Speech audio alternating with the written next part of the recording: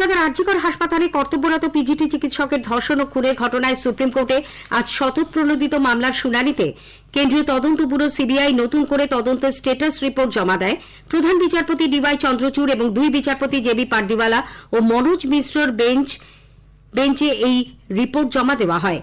শুনানি শুরুতে রাজ্য সরকারের পক্ষে আইনজীবী কপিল সিব্বাল লাইভ স্ট্রিমিং এর বন্ধের আবেদন করেন।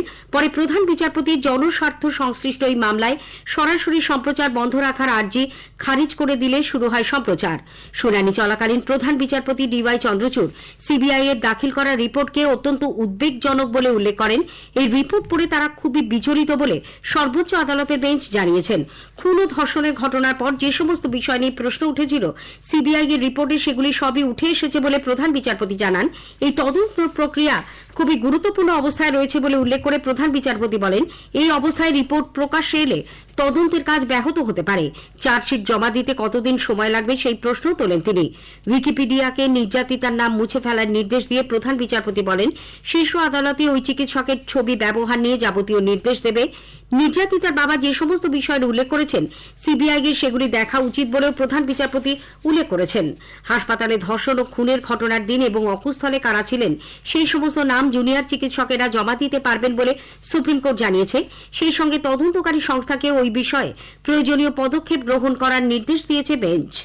এর আগে জুনিয়র ডাক্তারদের পক্ষে আইনজীবী ইন্দিরা জয়সিং জানান, ঘটনাস্থলে সেদিন যারা ছিলেন তাদের নাম তারা সিবিআইকে জমা দিতে চান। যাদের সেখানে থাকার কথা ছিল না তারাও সেখানে উপস্থিত ছিলেন বলে তার দাবি।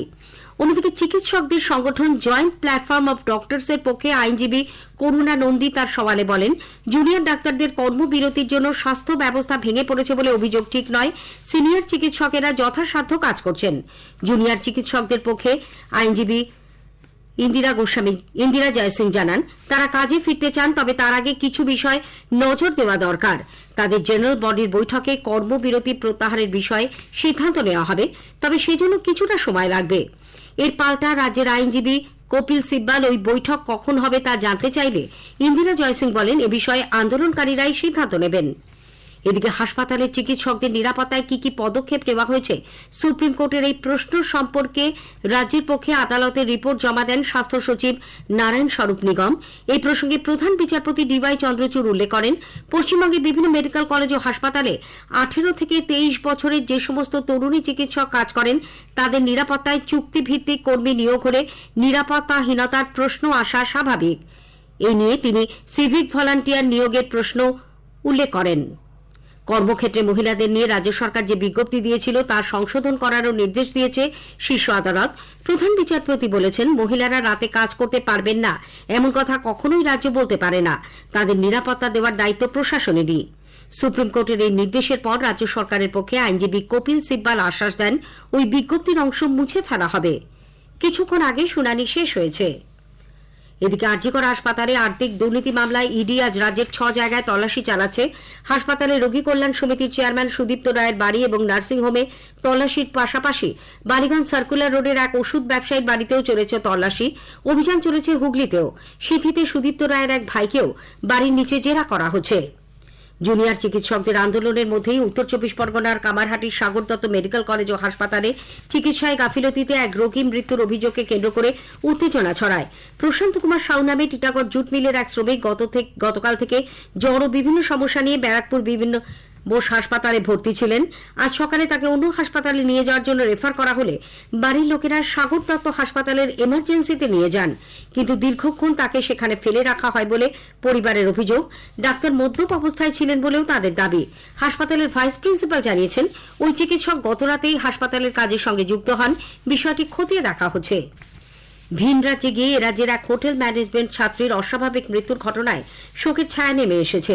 ছাত্রীটির বাড়ি বীরভূমের সিউড়ির মল্লিকগুনা পাড়ায়। পিয়া দাস নামে মেয়েটি হোটেল ম্যানেজমেন্টের ট্রেনিং করতে গিয়েছিল গুজরাটের একটি হোটেলে। গত 12 সেপ্টেম্বর তার বাড়ির লোকের কাছে হোটেল থেকে ফোন আসে মেয়েটি আত্মহত্যা করেছে বলে। বাড়ির লোক সেখানকার লোকাল থানায় যোগাযোগ করে ইনস্টিটিউটের সঙ্গেও, যেখান থেকে তারা ট্রেনিং করতে গুজরাটের হোটেলে পাঠিয়েছিল মেয়েটিকে। গতরাতে সিউড়ির বাড়িতে মেয়েটির মৃতদেহ নিয়ে আসা হলে শোকের ছায়া নেমে আসে।